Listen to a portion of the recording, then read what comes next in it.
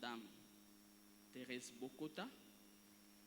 Si elle est là, elle peut s'élever. Acclamez pour la gloire de notre Dieu. C'est avec elle que nous servons le Seigneur au centre évangélique, la résurrection. Que Dieu vous bénisse. En fait, avant de commencer, je bénis le Seigneur pour ce privilège qui m'est accordé de me présenter au-devant de vous pour la parole de Dieu. Que Dieu soit béni. Amen. Je bénis aussi le leadership de cette église qui a jugé bon à ce que nous soyons au-devant de vous pendant ces jours. Que le Seigneur bénisse le collège des anciens au nom de Jésus. Amen. Amen. Ça fait déjà à peine 8 ans. À peine 8 ans que j'étais ici. Donc, on a beaucoup duré.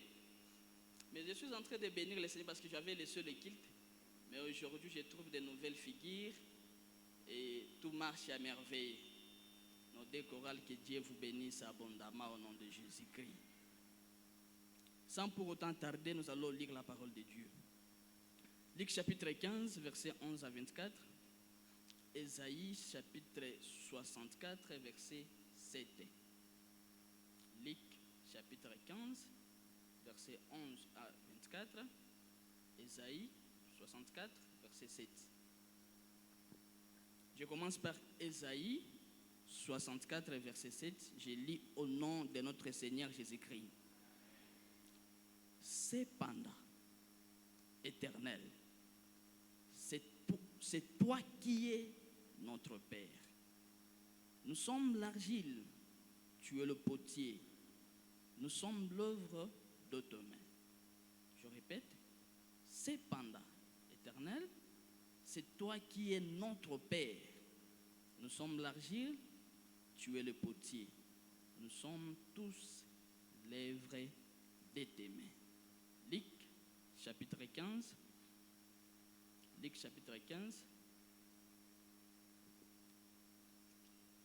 Luc chapitre 15.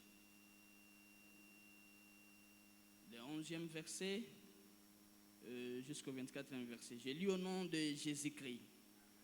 Il dit encore, il y avait des fils. Le plus jeune dit à son père, mon père, donne-moi la part de l'héritage qui doit me revenir. Le père leur partagea alors ses biens.